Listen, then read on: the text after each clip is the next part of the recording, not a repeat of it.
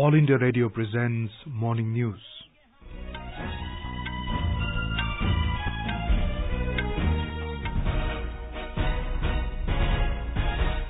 Good morning, I'm Abhishek Mukhopadhyay. The headlines.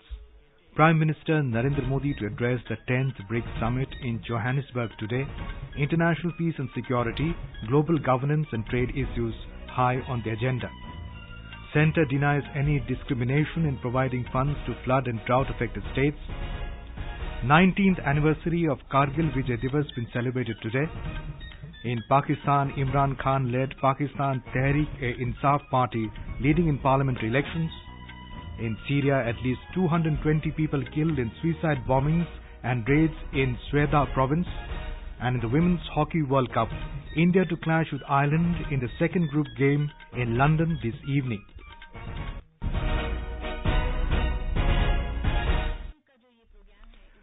Prime Minister Narendra Modi will address the 10th BRICS Summit in Johannesburg, South Africa today. Besides Mr. Modi, heads of 4 other BRICS nations, Brazil, Russia, China and South Africa, will take part in the meeting. They are expected to deliberate upon global hotspot issues, international peace and security, global governance and trade issues, among others. The theme of this year's summit is BRICS in Africa, collaboration for inclusive growth and shared prosperity in the 4th Industrial Revolution. The 3-day summit began yesterday with the BRICS Business Forum meet. Here is a report from our correspondent. The 3-day summit began yesterday with the BRICS Business Forum meet. Delivering the keynote address of the Africa President, Cyril Ramaphosa said, this year marks the decade of cooperation between BRICS nations. During this period, he said, the grouping has achieved a lot like the formation of New Development Bank, which fills a critical gap in project funding. Besides attending the summit, Mr. Modi will hold bilateral meetings with the leaders of the participating nations, including Chinese President Xi Jinping, Russian President Vladimir Putin, and South African President. India is likely to sign MOUs in the field of education, skill, health, and agriculture with South Africa. For the first time, a BRICS leaders retreat is being organized, wherein the leaders will deliberate and take stocks of BRICS cooperation during the decade and on its future prospects. With Saurabh Kumar from Johannesburg, Sanjeev Dasrotia, AIR News. Mr. Modi reached South Africa last evening on the final leg of his 3-nation visit to Africa. Indian High Commissioner to South Africa, Ruchira Kamboj, said this year is significant in the India-South Africa relationship. ये दूसरी बार आ रहे हैं, so that's very, very important. Bharat and South Africa की relationship बहुत ही strong है. 2018 is the silver jubilee of India-South Africa bilateral relations, and from our point of view, Mahatma Gandhi's 150th birth anniversary will kick off from 2nd October 2018. So important initiatives तो हम लोग जरूर लेंगे. Earlier, Prime Minister visited Rwanda and Uganda. The centre has assured all immediate relief to the states affected by floods and drought. Replying to a debate in the Lok Sabha yesterday on the recent flood and drought situation in various parts of the country, Minister of State for Home Kiran Rijiju said no state has been discriminated in terms of funds. He said for Kerala, where rain has created havoc, an interministerial team will visit the state this week to assess the situation, and the government will do the needful after the team files a report. The minister said 4 teams of NDRF are stationed in the state and Army and Navy have been kept in standby. He said 21 states and union territories have been affected by rain and drought and everyone will get the due assistance. The 19th anniversary of the Kargil Vijay Divas has been celebrated today. The day marks India's victory over Pakistan in the 1999 Kargil War and remembers those who sacrificed their lives for the country. On the 26th of July 1999, India successfully took command of the high outposts which had been lost to Pakistani intruders after more than 60 days of war. The 3-day celebrations began on Tuesday at the Dras War Memorial in Kargil town in Jammu and Kashmir. The main function of the wreath-laying ceremony will be held today. A report. The whole nation is paying tribute to the martyrs of Kargil War at different places in the country. The main function of the Kargil Vijay Divas will start soon at Dras War Memorial, where Lieutenant General Ranbir Singh, Commander Northern Command, the chief guest of the program, and all rank officers are scheduled to pay tribute to the martyrs by laying wreath at Dras War Memorial. The chief guest will also interact with Jawans, Veer Naris, and war heroes. Anayat Ali from Dras War Memorial. President Ramnath Kovind will launch Chhattisgarh government's Sanchar Kranti Yojana at Jagdalpur in the Naxal-affected Bastar region of the state today. Under the scheme, 50 lakh smartphones will be distributed free of cost to the people. More from a correspondent.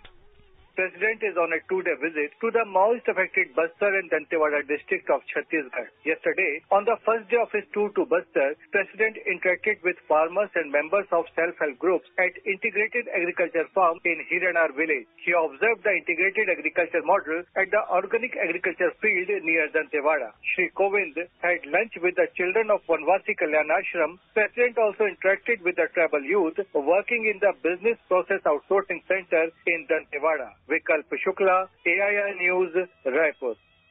Home Minister Rajnath Singh will inaugurate the second conference of Young Superintendent of Police in New Delhi today. An official release said over 100 SPs and senior officials from states will attend the conference. More from a correspondent. The two-day conference on predictive policing and contemporary challenges for Indian police forces is being organized by Bureau of Police Research and Development. Along with the conference, a national-level police expo is also being organized, which aims to bring together stakeholders from the government, intelligence and police forces, industry, academia and think tanks to promote development of latest technologies, encourage cybersecurity and the use of surveillance equipment. High-tech policing will help in building up of safe as well as smart cities, besides augmenting the quality and pace of delivering of police services in real time. Ashish Kumar, AIR News, Delhi. Commerce and Industry Minister Suresh Prabhu has said government is considering formulation of a retail policy for balanced growth of trade in the country. Addressing a national conclave of traders in New Delhi yesterday, Mr. Prabhu said he has written to the Consumer Affairs Ministry in this regard.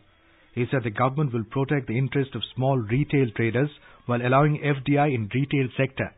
The minister said the size of India's economy will double in the next 8 years and touch $10 trillion by 2035. He said if the size of the economy expands, trade and business is bound to benefit. Mr. Prabhu reiterated that the government is committed to see that every district in the country grows at the rate of 3% annually and contributes to overall development of the country. This is All India Radio giving you the news. For quick news updates round the clock, follow us on our Twitter handle at AIR News Alerts. In Pakistan, counting of votes is underway in the country's 11th general elections. According to reports, latest preliminary results available for 268 of the 272 seats indicate that Imran Khan-led Pakistan Tehreek-e-Insaf is leading on 121 seats, while Pakistan Muslim League Nawaz is ahead on 58 seats. Geo News reports that former President Asif Ali Zardari's Pakistan People's Party is leading on 35 seats. The Muttahida Majlis-e-Amal is leading on 12 seats, while the Muttahida Qawmi Movement on 6. Pakistan Chief Election Commissioner Sardar Raza Khan held a press conference early this morning after media reports on massive delays in transmission of election results. He claimed that the election has been 100% fair and transparent and clarified that the only reason for the delay is a technical fault in the newly launched results transmission system. PMLN frontrunner Shahbaz Sharif in a tweet said his party wholly rejects the results of the elections due to manifest and massive irregularities. Yesterday's voting to elect members of parliament and provincial assemblies was marred by a suicide attack and poll-related violence that claimed at least 35 lives.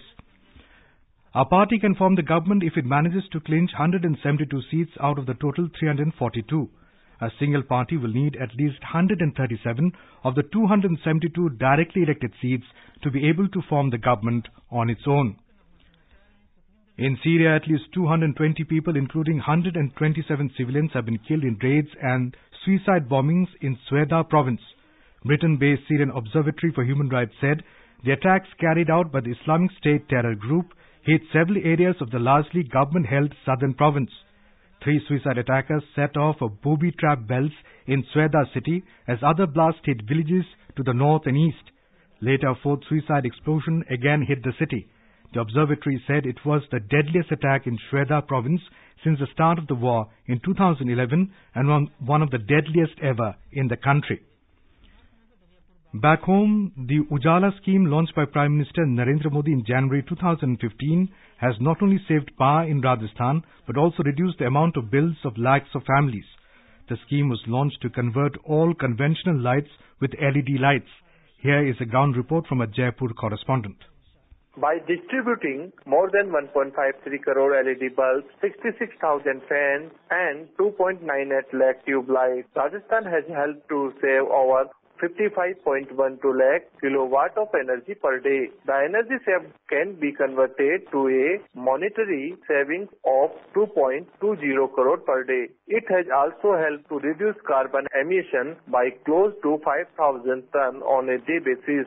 Sanjay Kark from Savai Madhopur said that after using LED bulbs, his electric bill has been reduced by about 40%. मैं संजय कुमार गर्ग सवाई माधोपुर का रहने वाला हूँ।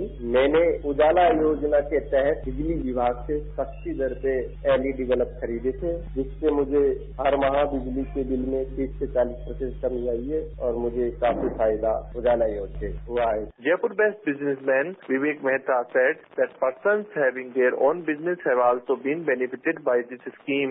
मेरा नाम विवेक मेहता है और मैं जयपुर में होटल रन करता हूँ। हमने हमारे होटल में जितने भी बल्ब और ट्यूबलाइट थे उनको रिप्लेस करके LED में रिप्लेस किया और उसके बाद हमने देखा कि हमारे बिल्स में काफी कटौती आई है और इसका काफी बेनिफिट हमें मिला है।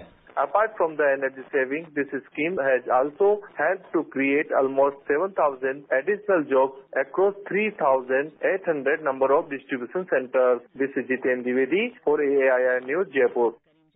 In sports, in the Women's Hockey World Cup, India will clash with Ireland in the second group game in London today. The match will begin at 6:30 p.m. Indian time. The Indian Eves are currently third in the four-team Pool B after they drew 1-1 with host England in the opening match on Saturday. Ireland is currently at the top after its 3-1 win over the United States. A win for India today will take them to the top of the group. A massive underground lake has been detected for the first time on Mars, raising the possibility that more water and maybe even life exists there. According to a report led by Italian researchers in the US journal Science, the lake is about 20 kilometers wide, located under a layer of Martian ice. It is the largest body of liquid water ever found on the red planet. And now for an overview of today's newspapers, it's over to Anuja Kumar. Thank you, Abhishek. Pakistan voting in a tense general election yesterday makes for front page news in all the dailies this morning. Imran Swank stumps rivals, leads the Tribune, adding, game on for Islamabad. PTI leads in elections marred by violence that leaves 31 dead.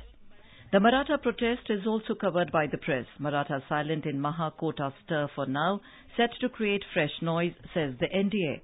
The paper writes agitation called off as violence, arson disrupt life in state. PM-led panel to consider selection of eminent persons in Lokpal search panel, notes the Statesman. Mamta may drop up to half of TMC MPs in Mission 2019, speculates Hindustan Times. First in India, 2 cops in Kerala to hang for custody death, writes the Times of India about the case of a scrap dealer who was tortured to death in 2005. Referring to the MSME sector, Financial Express writes, GST Council to take up further relief.